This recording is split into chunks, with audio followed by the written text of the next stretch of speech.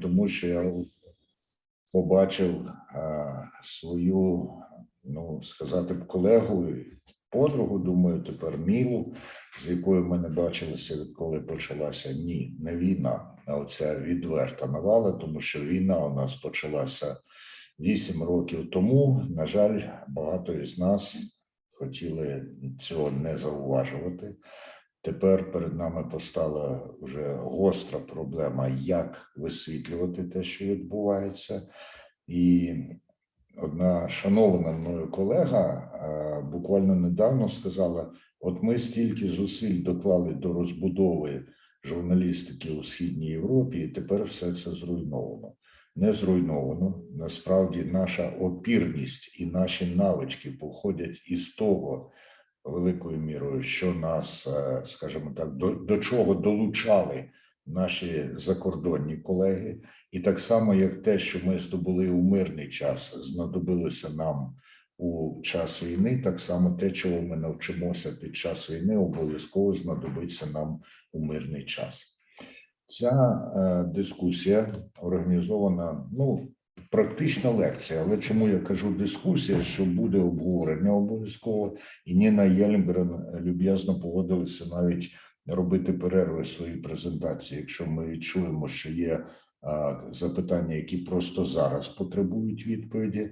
Отже, практична лекція «Журналістика в часи воєнного стану» від Комісії журналістської етики в партнерстві з ITP Media Східна Європа, Українським інститутом медіа та комунікації та громадською організацією «Жінки медіа» за підтримки Інтерньюзу. І для того, щоб представити нашу сьогодні блискучу промовицю, я надаю слово Ользі Валле з ITP Media Східна Європа, правда? Да, правда, Андрей, спасибо. Буквально 2 слова перед тем, как я передам слово Нине Йельмгрен. Большое спасибо за то, что вы все нашли возможность принять участие в нашем вебинаре, речь в котором пойдет о вашей профессиональной деятельности, четкая работа в которой нужна сейчас как никогда каждому из журналистов. Я вообще убеждена, что заниматься нормальными делами в это ужасное ненормальное время просто необходимо, чтобы держаться и выдержать. Поэтому это такой нормальный вебинар о профессионализме, своей работы. Я считаю, он просто сейчас необходим и всем нам нужен. А сейчас я передаю слово моей... Да, я хочу сказать, что я представляю здесь соучредителя этого вебинара. Это программа ITP Media в Восточной Европе. Вижу, тут среди слушателей есть моя коллега, наш программный директор Гуар Ходаян. Вот. А теперь я передаю слово моей коллеге и другу, давнишнему другу Нине Йельмгрен, который поделится с вами своим богатым опытом работы.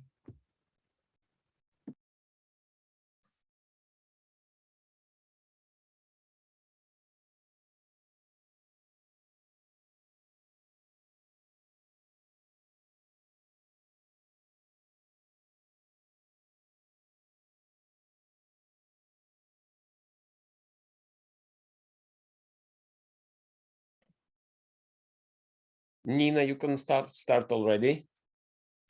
Okay, thank you very, very much for inviting me. I'm both humbled and honored to participate at this time.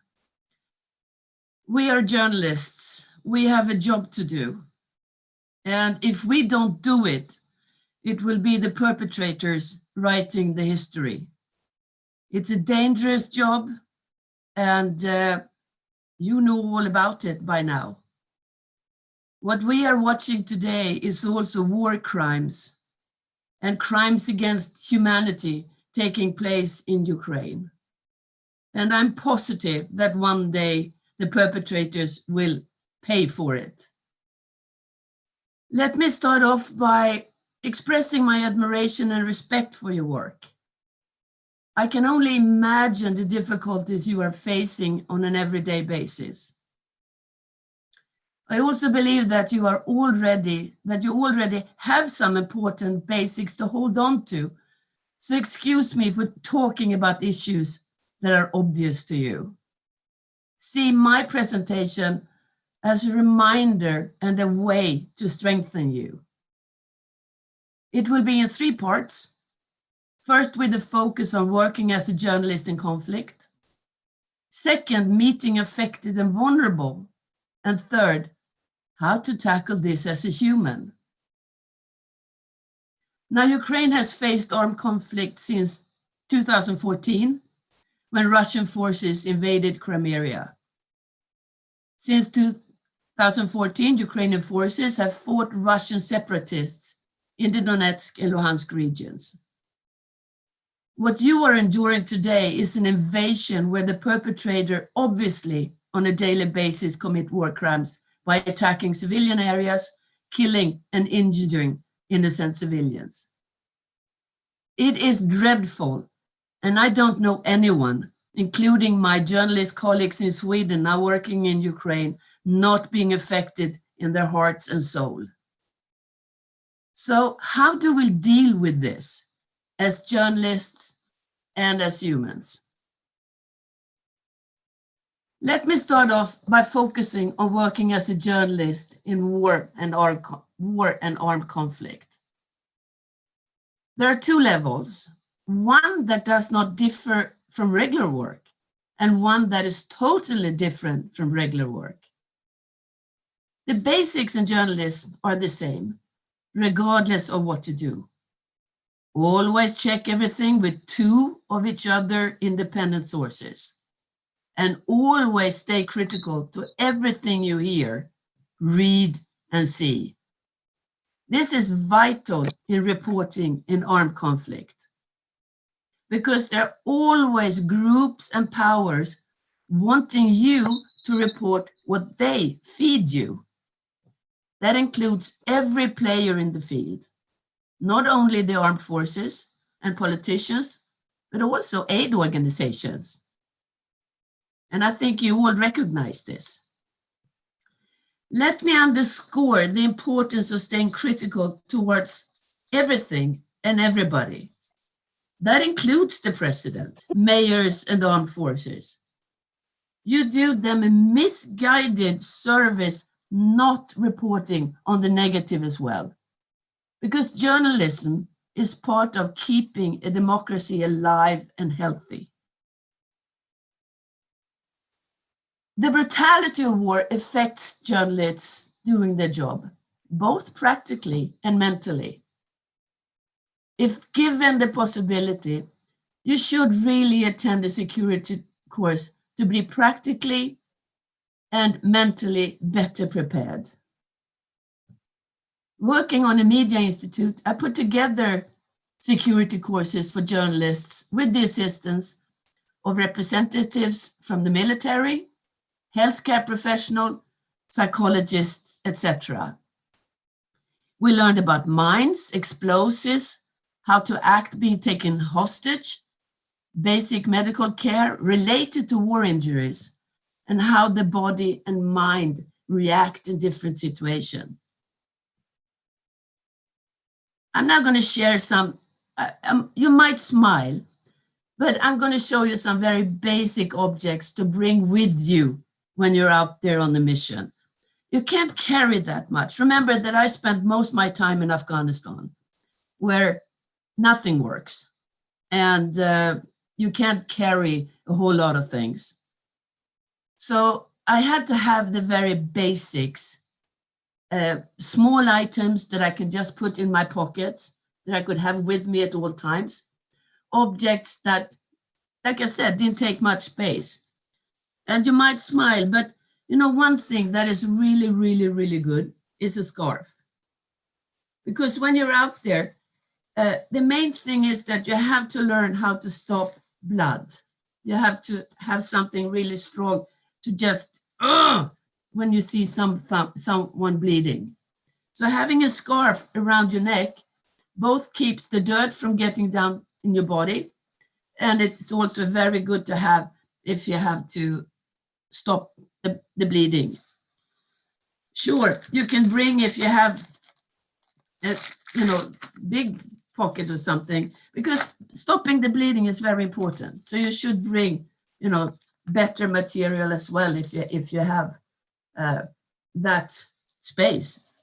And now you're really going to smile, because what I have really appreciated is something as simple as tampons, and not to be used as tampons, but to be used as either when you're hurting, when your feet are hurting, because they are covered in plastic and they don't take much space. You can unfold them and have for protection when you're wounded in different ways. It's really, really good. And also for bullet wounds. You will all find your own things that you need to survive out there, I'm sure. Well, one thing that we learned on these courses from our psychologists was about the human body. We as humans, this biological body is really not made to be unhappy and stressed. It's made to be in harmony. And we all know that if it gets cold, we freeze. If it gets too hot, we sweat. If we get nervous, we might not sleep at night. And if we are in shock, you know, that we get really, really cold, we know those things. But at least my older colleagues, they didn't know that the body is made of all these different organs. And the body eats these small organs from inside when we are in distress. And you all know that you are in a lot of stress right now. And what you endure out there will make your body react in all different ways. And really, I don't know if you're aware of this, but the body can heal itself by preparing itself to cope with this. And one way of the way the body heals is actually by crying. That is not just emotional, it's a functional way for the body to heal itself. And the generation prior to me, you know what they did to try to cover their feelings when they were out in different conflicts? Lots of vodka. They would get drunk to try to hide the different feelings. It's really, really important that we do take care of ourselves to be able to continue to do the job. And that means that occasionally we have to cry. And we also need someone to talk to. And when I say need someone to talk to, that cannot just be anyone. Because remember, we have a job to do as journalists. And that is many times so far from normality. And then at the same time, we have to try to be as normal as possible. Because normality is really important to have as a focus. Not to buy into the perpetrator's way of normality, because that will be, well, you know. And when it comes to having someone to talk to, it has to be someone who can relate to what you're talking about, who can understand what you are talking about. So, I mean, I don't think that you should really turn to your loved ones who they can't really understand what you're talking about. You have to look to someone professional, or maybe a colleague too. And when it comes to talking to a professional, yes, you have to on a regular basis see a therapist. And I have really experienced colleagues here in Sweden who've been working and are nowadays in Ukraine, but have been working in the Middle East, Syria, Libya. And one of them, he's one of the best. He sees on a regular basis even a psychologist. Because you know what harms him the most? And I can relate to that. It's seeing the injured children and the killed children. And I think that breaks all our hearts, because that's not supposed to happen. But I think it's really, really important that you do take care of yourself. Well, this person that you turn to, maybe that is also a contact person. Because for your own safety, being out on a mission, you must have a contact person that you trust, and no is rational if anything happens to you. A contact person with whom you have a contact list. Which telephone are you using? What number are you using? How often will you try to be in contact? If not heard from you, what will this contact person do? How will they act? What will happen? And I think this is also vital, that you do have some formalia in the basics of doing your job to feel at least a little bit safer. And then it's, like I said, underscore that it's really important. This contact person has to be also someone who is not one of your dear ones. It has to be a professional who understands what you're doing and knows rationally what to do if anything happens to you. This contact person can also be the person who is in contact with your family, because they need to know sometimes. They worry a lot when you're out there. And so they can turn to this contact person to find out. Well, another practical thing I realized when I have worked in war and conflict is, like I said, I spent a lot of time in Afghanistan, and I couldn't really find places where I could load the batteries. I mean, I had to have material that lasted. And yeah, the smartphones, they're wonderful when everything is working. It's great. But when it's not working, and let me see it. I have to go and get it. You're going to smile now. This is what I always also bring out in the field. A small old Nokia. I mean, this one, the battery lasts for a week and it doesn't take much space, but it's been really my security at times, knowing that the battery lasts forever. And this is just very practical. And those are the practical things you have to consider when you work in areas where you have no clue what will happen or what will happen to you.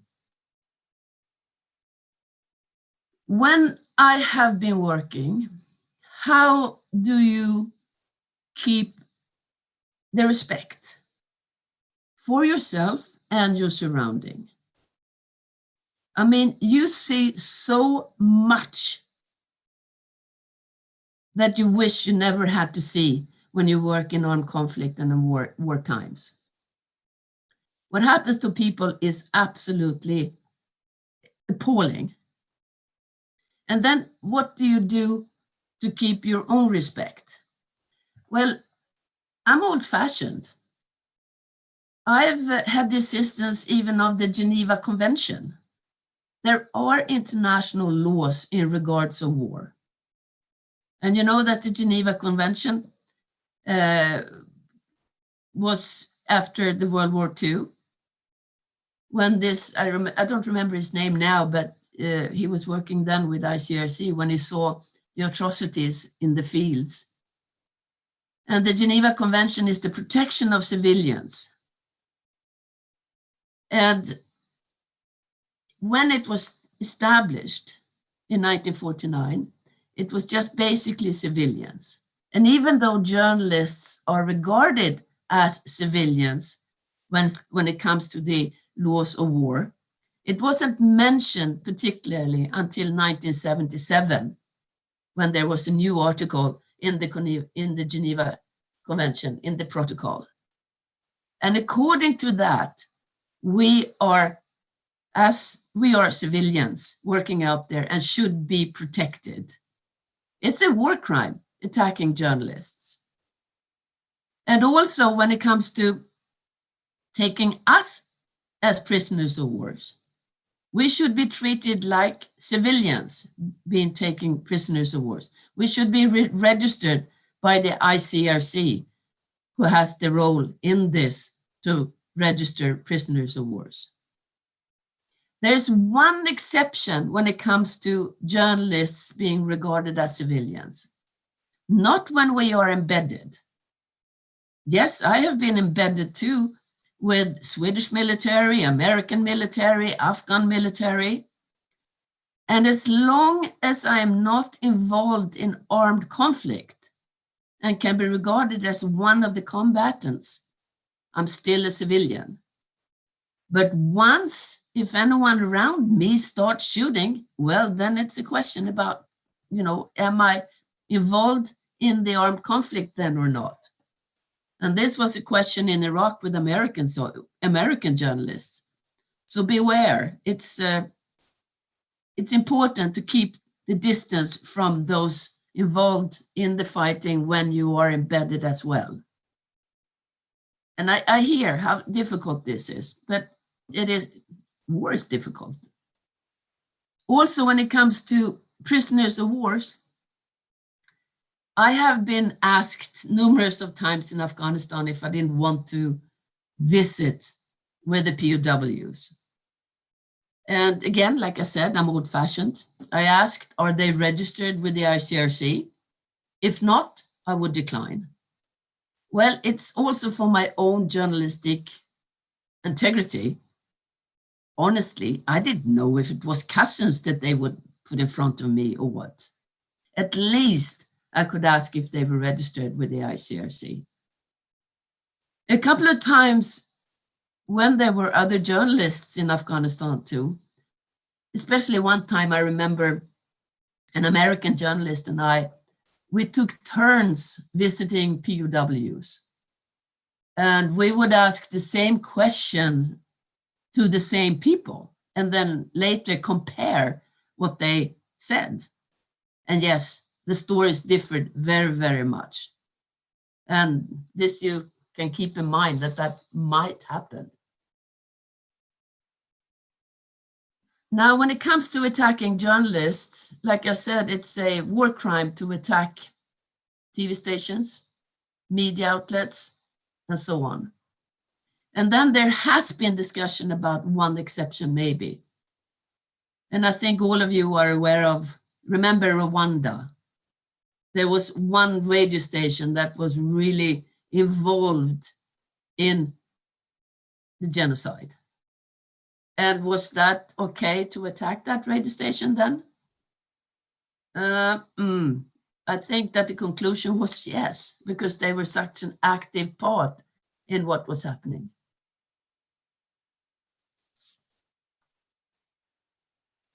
Well, also, if I am to continue to be a little formal, in Sweden, we have a self-regulatory system, which means that the media itself sets up ethical rules for doing the job.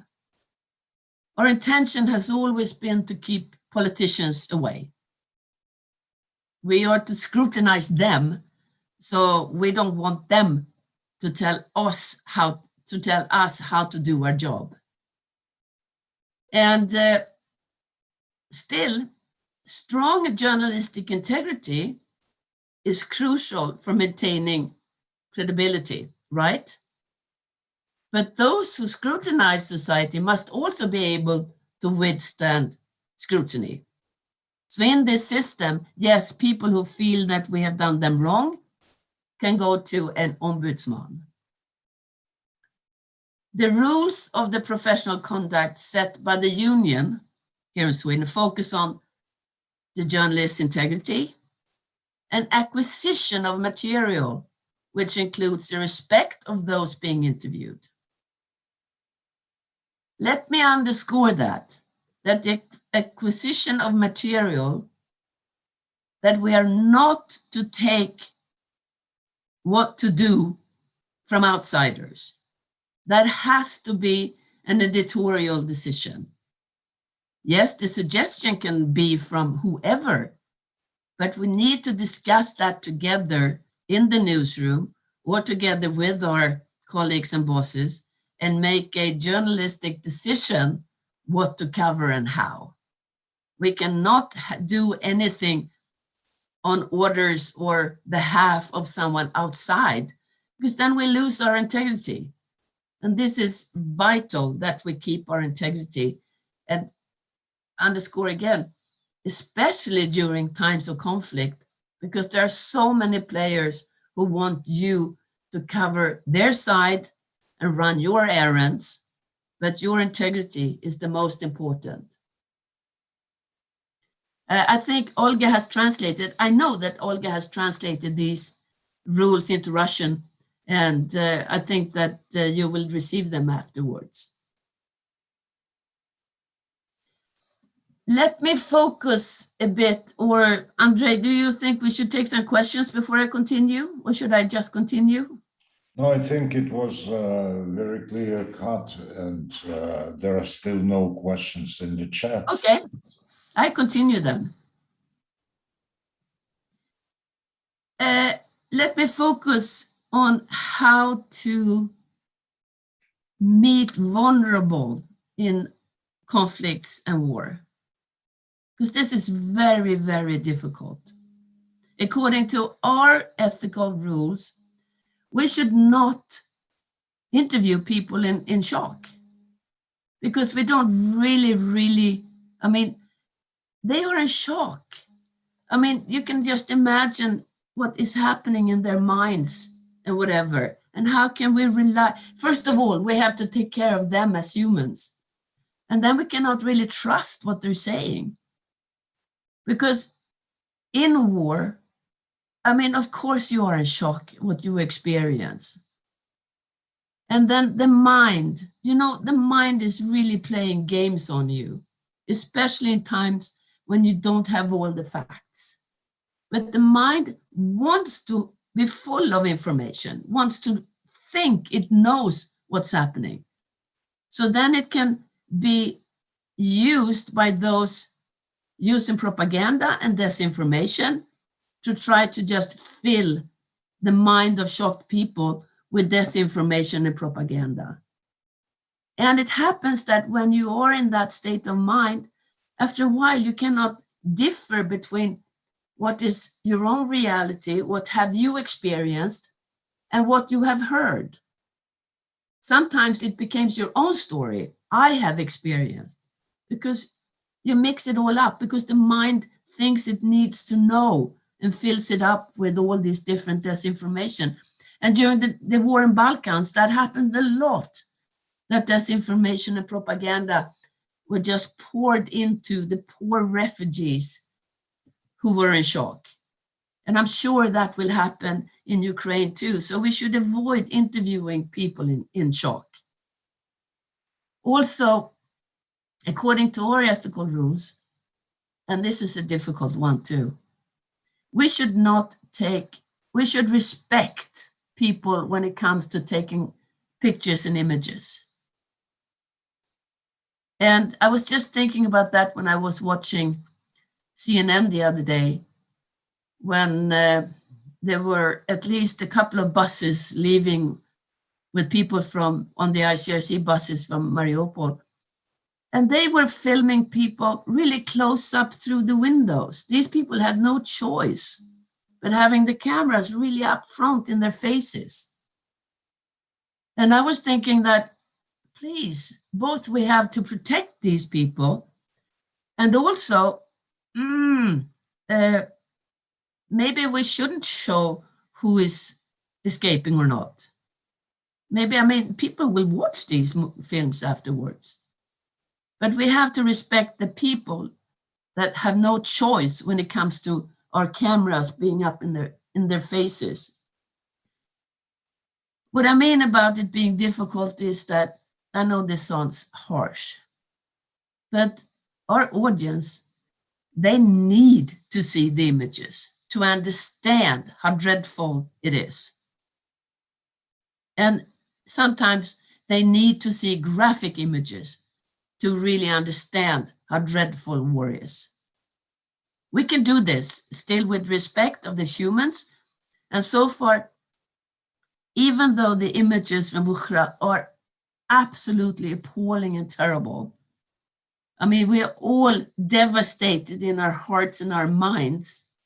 I think so far the images I've seen have been with respect and absolutely necessary for the world to see. Because like I started off with, we have a job to do, and if we don't do it, the perpetrators will write the history. But it's difficult. And just keep in mind that also interviewing vulnerable and photographing vulnerable there are a couple of things. Well, there's one word that you have to keep in mind at all times. And that's really regardless of who you interview. And that is respect. You have to show the people you meet respect. And that is for the vulnerable. And that is for even, yes, I did everything I could to try to interview as many Taliban leaders as possible. Because my basic is, I'm a political scientist. I wanted to hear the rhetoric. Could I compare what one said to another, what they said? And yes, they had the same rhetoric. And guess what? The rhetoric was very simple, and we have heard it all throughout history. We are so happy that the people welcome us, and who don't, they are our enemies. Have we heard that before? Yes, and I heard that. But still, we have to meet people we meet with respect. When it comes to meeting vulnerable people, this is also a difficult one. We've discussed that a lot with my colleagues and friends. Now, you do want to feel sorry for people who have lost their children, their pets, their homes, and so forth. But your emotions, I mean, you shouldn't burden people with your own emotions. You can take your emotions with your colleagues afterwards. And instead of feeling sorry for people, if you meet them with respect and don't devalue their own value and meet them as humans with respect, you can get the stories without overwhelming them with your own emotions. And I think this is rather important. One time I had a Japanese colleague, and we were just, after the Taliban had bombed one place up in the northern Afghanistan, and we were looking for survivors in the rubble, and she was standing there crying. And I just looked at her and said, go home. And then when I came home, she was really upset with me. And I said, please, these people are sad enough. They shouldn't have to carry our burden as well as journalists. And we had a good talk about that. And I really believe that. That's why I underscore also that you really need someone to talk to after we have done our job. Otherwise, you just burden the vulnerable with something that they shouldn't have to carry as well. I think you really understand what I mean. Without me sounding too harsh, because you can show compassion anyway. And maybe you have some questions about this that we can take afterwards. Also, one thing that is really, really important to me, and that is regardless of any situation, and maybe especially in conflicts, and that is that you really need to protect sources. That's one of our biggest obligations as journalists. When we do our job, we have to check with two of each independent sources. And we have to work on our integrity, right? And we have to stay critical to everything we hear, see, and listen to. But you also have to keep in mind to protect your sources, everyone you meet. And sometimes, yes, sometimes the story is so good. So maybe the one you meet needs to be anonymous. And sometimes maybe you are just the observer instead of interviewing. I mean, you are brilliant observers because you are in different times, in different areas, and observing, and use your own senses and describing what you see for the audience. That I think is one of the most brilliant ways of also explaining what it is you see. One of my colleagues here in Sweden the other day, just by a few words, I mean, I started crying when I heard his report, when he was talking about this little boy, Stephen, He didn't have to say how old he was. He just had to describe that Stephen was under this blanket with Disney figures, and you could see his foot and his diapers under the blanket. And, you know, my heart just, Stephen was one of the killed children in Ukraine.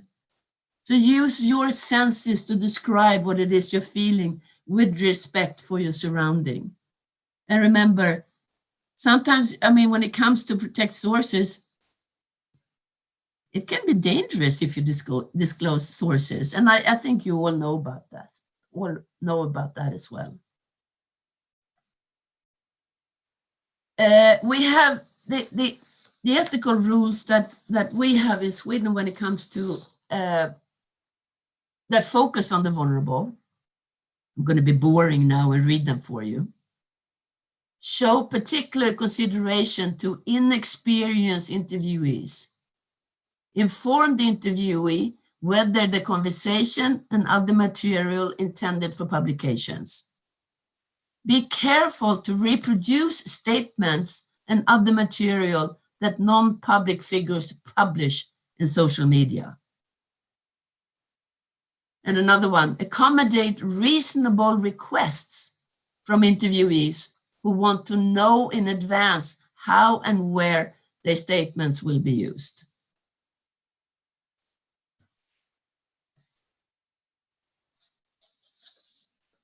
When it comes to meeting all of these things, I underscore again that you need to take time.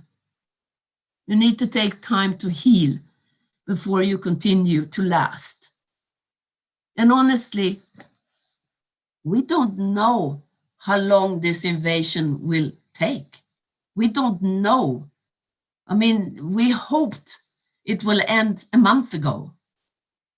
I was just sitting here at home screaming.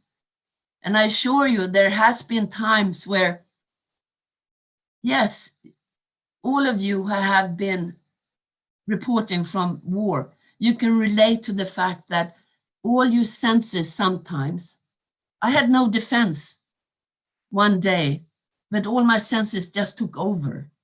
I could see when I was reading about what was happening in Ukraine, I could smell, hear everything. And I was just sitting in my chair at home crying. There was no defense left whatsoever. And I mean, yes, all of us who have been to war, we know the sounds, we know, we can feel the horror, the fear. And we need to realize that so we endure to continue. Because like I said, we have a job to do. And if we don't do it, the perpetrators will write the history. That will, you know, underscore that time after time. What kept me going in the most difficult times have really been anger. Anger at what the perpetrators did to innocent civilians or do to innocent civilians. Honestly, my driving force has always been anger. And yes, I'm one of those people who are rational in the moment. But yes, one time, it was especially during 5 years that I spent a lot in Afghanistan. And one of those times, I felt so guilty being able to leave. I felt so sad about everything that I had seen. So on my way back home to Sweden, I was basically in an hotel room in Moscow and cried for 48 hours. And then I came home and continued what was normal, which is important in this. I will now focus a little bit on your own sanity and health. Yes, Nina, but just a little bit, because we've been working for 36 minutes now, not counting the introduction, and there are already questions, so we'd better wrap up and go to Q&As. Okay, do you want to take the questions first, or should I just wrap up? No, please wrap up, and then we'll... Okay. When it comes to working, and you say, I would wrap up when it comes to all of us, when things happen, we want to be together with our colleagues. We want to be in the newsrooms. And yes, I worked here in Sweden when the Prime Minister of Sweden was killed in open street. Of course, everybody wanted to be in the newsroom at that time. That always happens.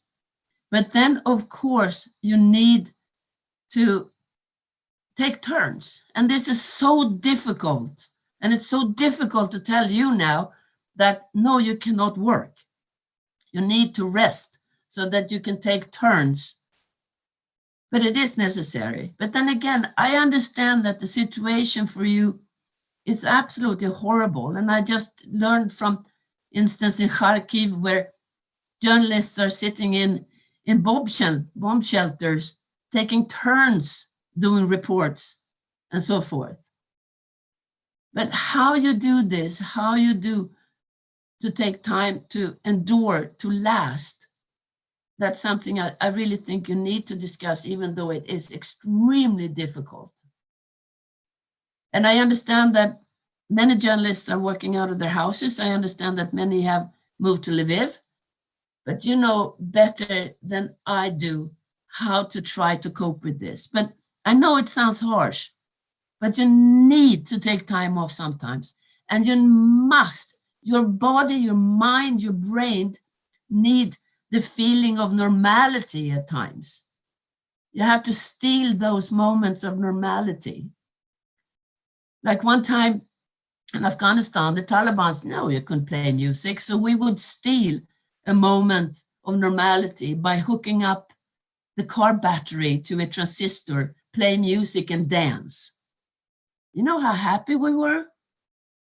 Or when I, together with an ICRC woman, were sitting in a house in Kabul, thinking that the opposition to the Taliban under the military leadership of Ahmed Shah Massoud, they were just outside the outskirts. We thought that there would be street fighting the next day.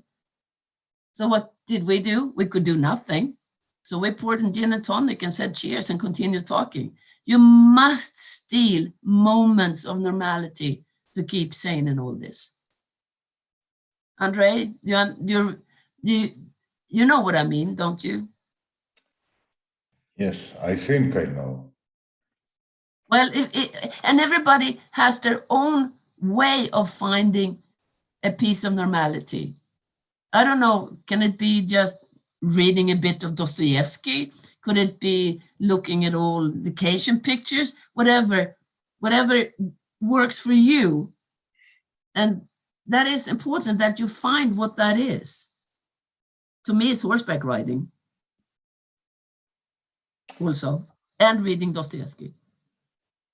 Дякую, Ніно. Враховуючи те, що Достоєвський був не зовсім нормальним, і його писання теж несуть на собі ознаки того, що він переживав у житті, я не думаю, що Достоєвський – це є якраз та людина, яку варто зараз читати, але у різних людей різне уявлення.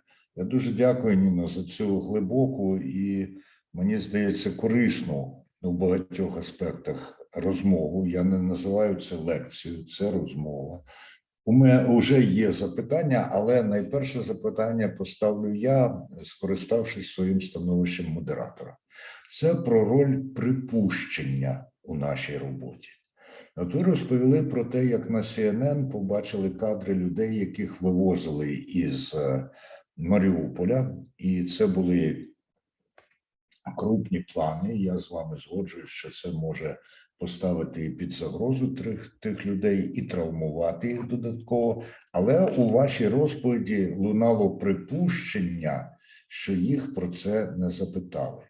Чому ми припускаємо гірше, а не припускаємо, що оператор зайшов перед тим в автобус і запитав, і попередив, що буде знімати? І ще один аспект цієї історії – це CNN. Можливо, тому у нас виникає припущення, що їх не спитали. А якби це було BBC або шведське суспільне телебачення, у нас би було припущення, що їх запитали? Прошу.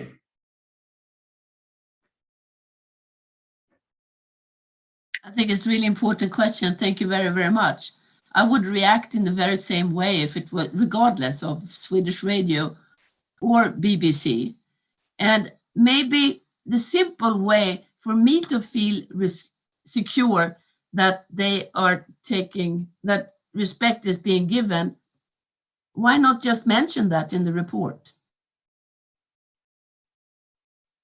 Відповідь проста. Справа в тому, що на таке звертають увагу професіонали. Ви, я, ті, хто зараз з нами, і той, хто робив, або та, хто робила репортаж, могли подумати, що для такої невеликої аудиторії не варто витрачати 2-3 секунди на те, щоб це пояснили.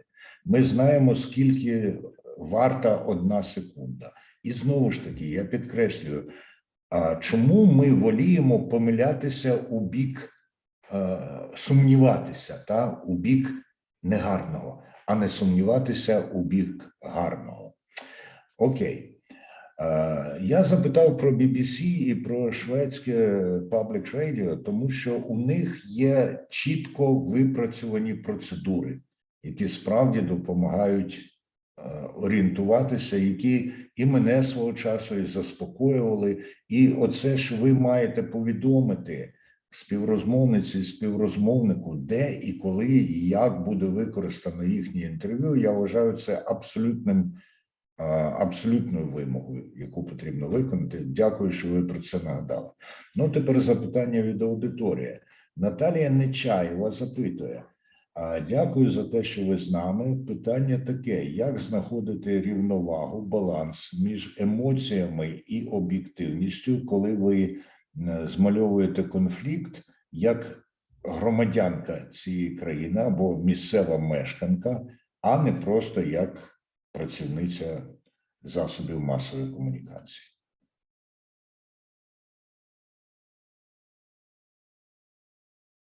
This is so important, and I'm sorry, I don't have the answer to this. I believe that this is one of the issues that you really, really need to constantly discuss within yourselves.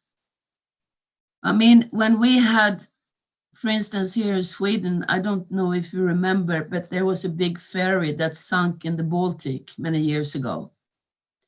And I think 800 some people died then. Everybody in Sweden knew of someone who was a victim then.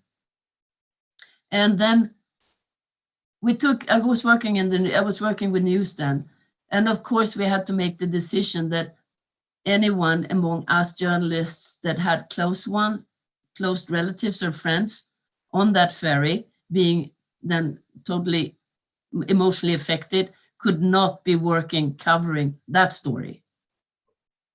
And I understand that you are now in a situation where everybody needs to be covering what is happening in Ukraine. But you have to stay away when it becomes too personal. You have to. You have to let your colleagues do the job, because you don't do a good job then, unfortunately. But you really need to talk among yourselves and discuss this constantly. And you have to be honest with yourself too, with how you are being affected. Please promise me that you are honest with yourself, because this is also the basics for you to be doing a good job together with your colleagues. It's very, very difficult. And I just can't have the simple answer of, if you are affected, don't do the story. That is the easy way. And you are in the most difficult situation you can even think of. But please be honest with yourselves together with your colleagues. And sometimes you need to take time out because it gets too much. And then you regain your energy too. After, again, you need therapists constantly now to bounce off your different reactions to be able to continue to function as a journalist and as a human. Дякую, Ніно. І запитання і відповідь підводять мене до наступного мого запитання.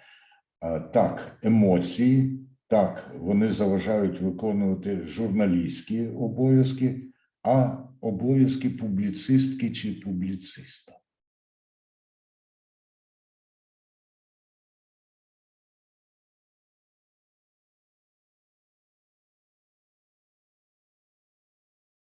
How do you mean? Well, I mean that when emotions are really stifling you and you cannot do your journalistic work, you retreat to column writing and opinion writing, which in Ukrainian is called publicistika. Okay. And I think you have to be balanced doing that too. To me, there's no difference. I mean, whatever you do as a journalist, you have to be balanced and keep your integrity. Отже, I mean, ви вважаєте, що публіцисти – це теж журналісти. If you are covering the war in a publication for an audience, then you have to have the same demands as a journalist, I believe. Гаразд, дякую, прийнято. Наталія Отенко запитує, чи може запитання журналіста звучати страшніше та лякати слухачів, глядачів більше, аніж відповідь запрошеного фахівця або свідка подій?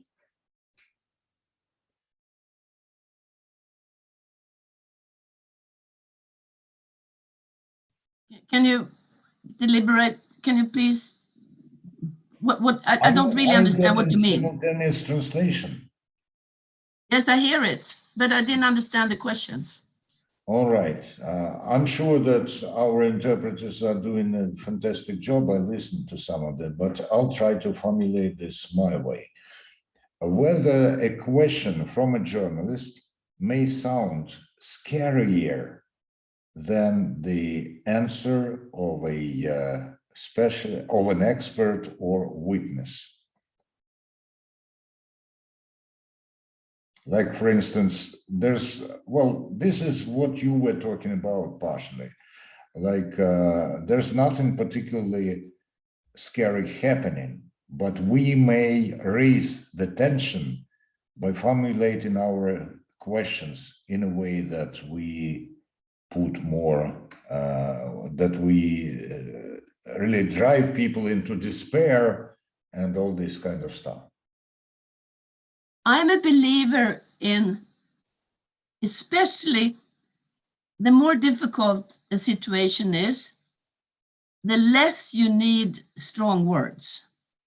You only need to describe what you see. You don't need to exaggerate anything, because anyone who reads or listens to what you say, they will take that in as well. So, and I'm also a very strong believer in something we call open questions.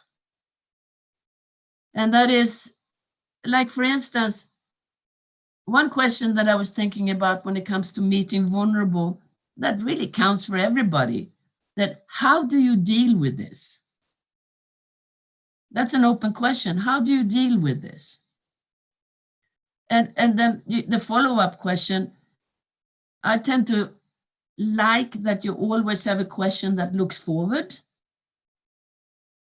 So I would like then to follow up with, what are you going to do now? And to me, those questions, they work, and with anyone really, but especially when you are in really, really difficult situations, I think it's extra necessary not to offend your audience, but to have the open questions with the respect of those you interview. So how do you deal with this? Isn't that a pretty okay question? That no one can be offended by that question. And what are you going to do now? You know, and then what you need to do when you interview people also is to, I think everybody who is being interviewed, they are taking their responsibility for being interviewed. So it might take a couple of seconds before they start answering. So if you are just quiet during those couple of seconds, I promise you that the one you interview would start talking. But yes, of course, there is a difference between that and when you meet powers that you have to hold responsible. But that is a totally different question. When you interview people that you have to hold responsible, then you have to have the harsher questions. Then you have the questions based on facts and so forth. Then you cannot just have the open questions then, but that's another question. Дякую, Ніно. Наступне запитання сформульоване англійською, то я його англійською прочитаю. Воно від Наталії Нечаєвої. Nina, do you have a clear opinion on whether the censorship during the war is normal in regulating the work of a media worker? I'm Swedish. Censorship is a red flag in any situation, in any circumstance in my world. It's my father was a military. Yes, he took me to Palestine when I was young. I understand that the military, they have their secrets and they will never tell us the whole picture. Of course not. They have their strategies. And no, they will not share, not with us, unless it's in their interest. Unless they use us to test something that they want to test, to see what the reaction might be. And we have to be careful here, because we are being used when it comes to, I for instance, believe now when we have this discussion in Sweden and also in Finland about membership of NATO, I think there are quite a few different players who are, testing different things with us as journalists to see what the reactions might be. But censorship, that's a red flag in my world. And no, there shouldn't be. I'm sure that, your president is now a hero in the whole world. And you really need to continue to scrutinize his office and him as well to keep the democracy alive. And the armed forces, even though they are like fighting Russia, but you have to do the job. And you have to protest against censorship, I believe. That's my very personal opinion. But again, I'm Swedish, so I might be naive. Well, I know quite a lot of Swedes who are very pragmatic and not naive. So I think that being able to scrutinize the president's office, я перейду на українську, тому що я вважаю, що у нас дуже гарні перекладачі, насправді. Я знаю, що кількох шведів і шведок, я вважаю, що вони не наївні, а прагматичні. І в тому, щоб і в час війни залишатися критичними, є прагматизм і користь. Тому що якщо людям розповідати, скажімо, що все добре, ми все робимо правильно, то тоді, коли виявляється, що це не так або не зовсім так, психологічна травма буває набагато більшою. У мене досі у пам'яті парад на День Незалежності 2014 року, коли повідомляли, що український наступ на підтримувані росіянами загони бойовиків розвивається дуже успішно. І ми дізналися про те, що українські війська в оточенні і зазнають тяжких втрат після того, як дуже радісно відсвяткували, це тоді не називалося парадом перемоги, але підтекст був такий. Тому, Ніно, не лише про червоний прапор цензури, а й про прагматизм і корисність негативної, критичної інформації в таких конфліктах. Будь ласка.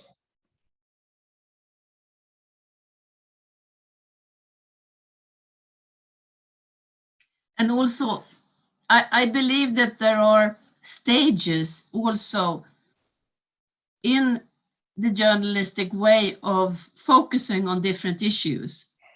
Like, for instance, if I again compare, for instance, to when the ferry sank in the Baltic, it was so much emotions then, of course. So in the beginning of reporting of this, we had to focus on the facts. What is happening? What has happened? And then it would take a rather long time before we could come to the question of responsibility. Because that is also the mental way of following a story for yourself and for the audience. If we had started immediately to question, responsibility, people would feel that we wouldn't respect them because they were still in the field of trying to learn what was happening and grieving. So we had to go through those emotions before we could come to the responsibility. And that you're facing that constantly now too. There are stages in journalism. Дякую. Діана із UMCI. Вона пише, я би доуточнила це запитання про цензуру. От конкретний приклад з публікацією інформації про обстріли. Військові просять не публікувати її одразу і не повідомляти про об'єкти, які обстрілюються чи бомбардуються, оскільки це несе загрозу мирним жителям. Для вас прийнятно чи ні притримати от таку інформацію про конкретні цілі, які вражає противник або намагається вразити, допоки не буде офіційного повідомлення? Це для вас прийнятно, нормально?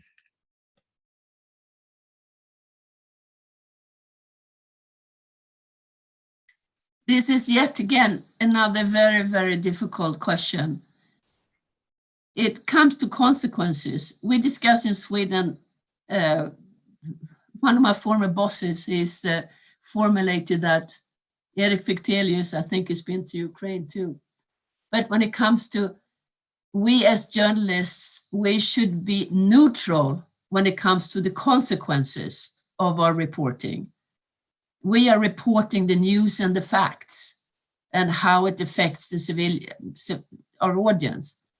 And then the consequences, we should be neutral to that.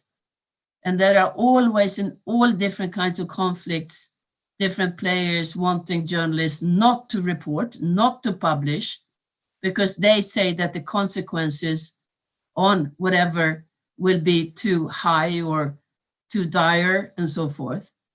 This is also a very, very difficult discussion. And I will not give you a simple answer on this when it comes to should you publish or not. You need to discuss this among yourselves. But I also believe that you should, as much as possible, have the integrity of making the decisions in the newsroom without anyone else interfering in your decision when it comes to putting up the terms for it. It should be on your own terms. And yes, when it comes to the consequences, I understand that the military in Ukraine, for instance, have not wanting to show where they take reporters sometimes to aid the Russians to show where they are and what it looks like. And to me, that would be very simple to obey to that. But this is another really, really difficult discussion that you need to have. And yeah, there have been times here in Sweden too, and there have been times in different parts of the world where media has obeyed.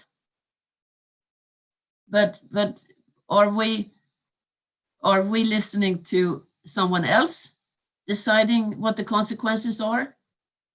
Or are we taking our own decisions? And again, remember, journalism, regardless of what you're doing, you have to have two of each independent sources also. So you have to check what they are saying with another independent source to come to your own conclusion. I'm sorry for not giving you a simple answer.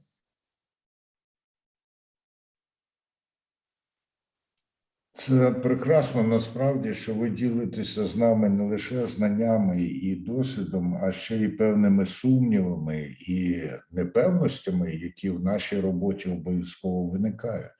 І іноді готовий рецепт не завжди спрацьовує. Ми з вами це прекрасно знаємо.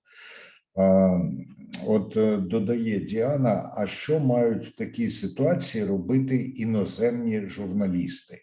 Я перед тим, як Ніні знову надати слово, повідомлю, що вчора, наприклад, коли було обстріляно певні об'єкти в Одесі, вранці, ви знаєте про це, один іноземний репортер практично одразу вийшов у прямий етер і повідомив, де, що і як на тлі об'єкту, який горів. Він уже депортований з України. Але зараз, будь ласка, Ніна, що іноземні журналісти, наскільки вони, ну, мені здається, що тут відповідь зрозуміла, але від вас важливо почути. Oh, I mean, now I will be very black and white in my mind. There's one right and wrong here. We are covering what's happening in Ukraine on the permission of Ukraine having us there. That's number one. And so we have to respect that. Number one, we are in a foreign country working.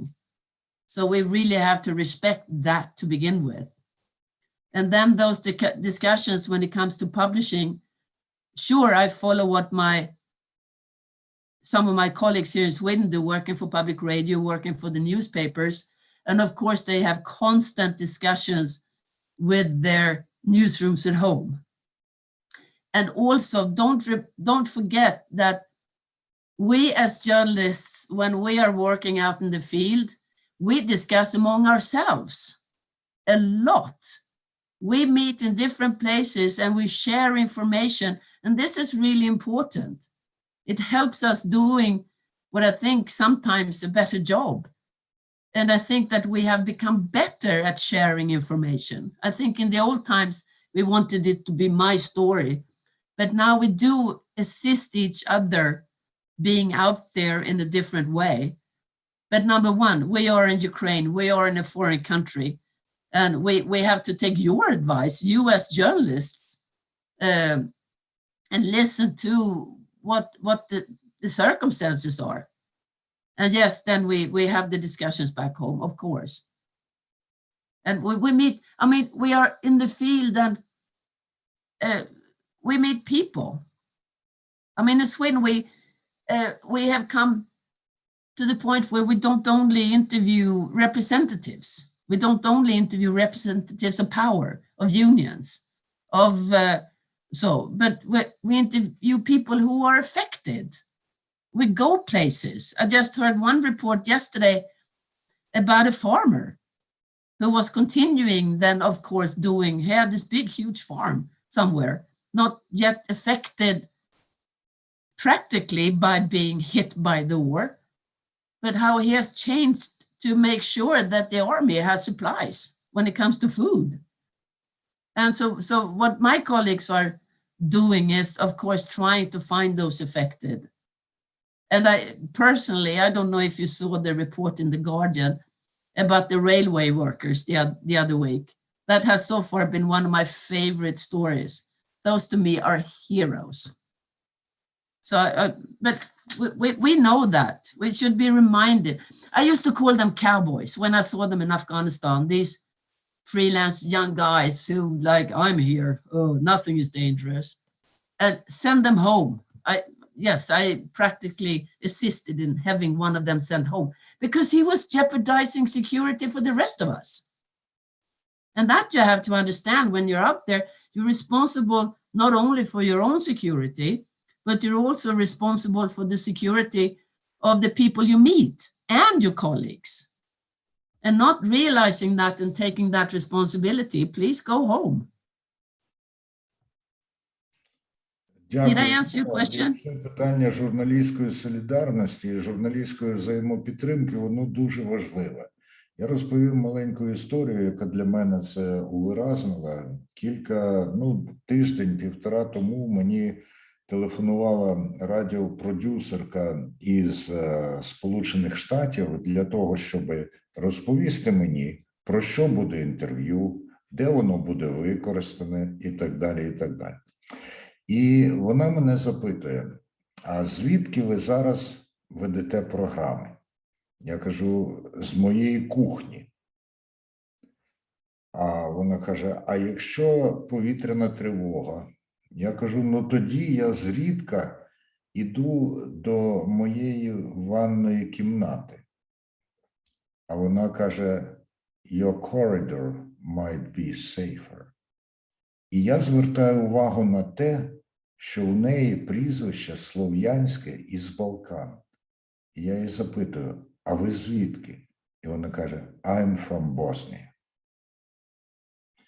Людина, яка пережила ту історію, подібну до того, яку зараз переживаємо ми, у короткій розмові вважає за потрібне попередити колегу і дати пораду, як поводитися в таких випадках.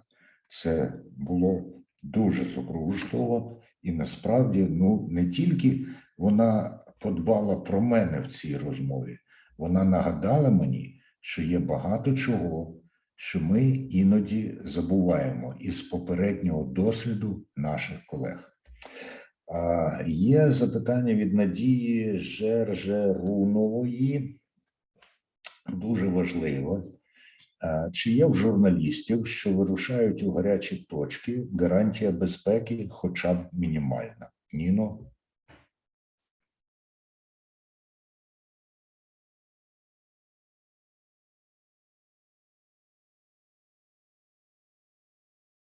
This is a question in two parts. Nowadays, at least from Sweden, those sent to cover Ukraine come from the bigger newspapers, radio, and television stations. And I would say that all of them have had training in working in conflict areas in one way or the other. They are mentally and practically prepared. I'm not sure about the freelancers. That's why I started this security course when I was working in the Media Institute. Because for freelancers, it's too expensive and you can't afford it. So I started this course and we had it for a few years, which was really, really helpful.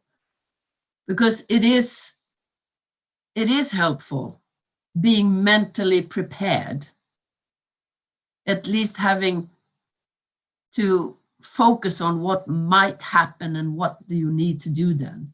Practically realize what you have to do in different situations. This is vital. You have to. Because otherwise, again, when you're out there, your emotions might come over you when you don't know how to deal with it, and then you can't meet the surrounding either. Was that an answer to your question? I'm not sure.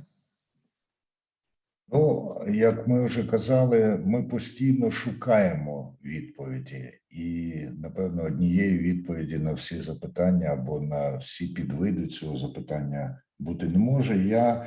Гарантія безпеки, скажімо, під час Майдану, Революції Гідності в Києві, були випадки, коли навпаки людина із написом «преса» на грудях або на шоломі, вона б ставала об'єктом наміреного переслідування, наміреної стрілянини по ній і так далі, і так далі. Це великою мірою залежить від того, наскільки непримиренно і безжально настроєна одна із сторін. І в зв'язку з цим ще одна історія, вона вже не зі мною приключилася, але мені вона видається дуже символічною. Мій друг, кореспондент BBC, працював у Сомалі під час громадянської війни ще в 90-х роках. І він опинився просто на передовій. Неважливо зараз, чи він працював з боку урядових військ, чи повстанців. Важливо те, що між цими двома лініями шансів під палючим сонцем лежала мертва жінка, а поруч з нею лежало немовля. Без води, вже кілька годин. І час від часу у людей і в тих, і в інших шансах пробуджувався інстинкт, і один з них починав повзти, щоб бодай дитину звідти вирятувати. І в цей час люди з іншого боку починали стрілянину. Вони або ранили, або вбивали, або змушували відповзти того вояка, який намагався врятувати дитя, через певний час пробуджувалося людське на цьому боці, знову хтось із вояків туди ліз, і тепер по ньому стріляли ті, по кому стріляли кілька хвилин тому. Закінчилося все тим, що поповз оцей кореспондент BBC. І по ньому не стріляв ніхто. Йому вдалося цю дитину вирятувати і повернутися і врятувати отак одне життя. І часто-густо ми з вами опиняємося між цими двома рядами шансів і вирятовуємо звідти правду. Вирятовуємо справжні емоції в тому числі, тому що емоції – це складова правди, коли ми про них розповідаємо. Ніно, ваш коментар, і оскільки вже запитань немає, то будемо підбивати підсумок. Добре?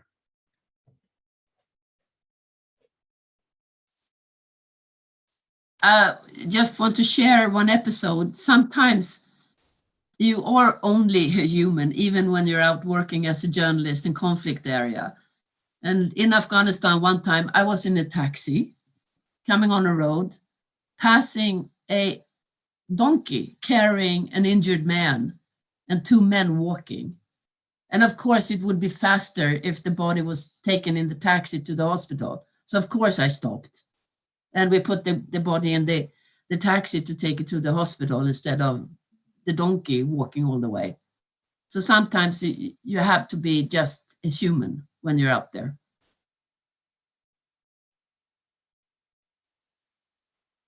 Ну що ж, Yes. колеги, ми почули Ніну. Я підкреслюю, людина з великим досвідом, людина, яка дала нам навіть деякі дуже практичні поради. Деякі я знав, до деяких би сам не домислився. Дякую, Ніно. Це стосується і того, як почуватися, це стосується і того, як намагатися висвітлювати ці події. Ніна поділилася з нами і певністю, і непевністю, і це ознака того, що вона справжня професіоналка. Якщо ви не заперечуєте, що я вам виставляю певну оцінку. І я хочу, знаєте, на багатьох тілесних зустрічах, які я модерую, я пропоную трохи розім'ятися, там поляпати в долоньки на знак «О, Ольга Вале знає». Так. Поляпати в долоньки, і якщо це Америка, то посвистати на знак схвалення. Тому зараз у вас є вибір. Або вивести на екрани знаки оплесків, або сердечка. Будь ласка, покажіть, що ви вмієте це робити. На знак подяки. Так, дякую, колеги. Це насправді дуже... Це дуже важливо. І я хочу також подякувати нашим перекладачці і перекладачу, які забезпечили наше взаєморозуміння. Тут пише, до речі, Тетяна Сукаленко: щиро вдячна лекторці за цікаву розмову, дякую організаторам заходу. Ну, ви мене випередили, бо якраз я хотів до організаторок і організаторів заходу перейти із подякою. Нагадаю, що це була практична лекція «Журналістика в часи воєнного стану» від Комісії журналістської етики у партнерстві з ITP Media Східна Європа, Українським інститутом медіа і комунікації та громадською організацією «Жінки в медіа». Захід відбувся за підтримки Інтерньюзу в Україні. Нашою чудовою промовицею, а зовсім не спікеркою, була Ніна Йельмгрен. Вона працівниця Шведського фонду підтримки журналістів. Ну і всім дякую. Стежте за сторінкою Комісії журналістської етики, збільшуйте кількість заходів на неї, щоб ми відчували, що ми вам потрібні, і долучайтесь до наступних дискусій, які будуть організовані. Всім настільки безпечного дня, наскільки це можливо в наших умовах. І будемо домовлятися, коли і де зустрінемося після війни вже у тілесному вигляді, а не отак на відстані. Все, хай живе. Слава Україні!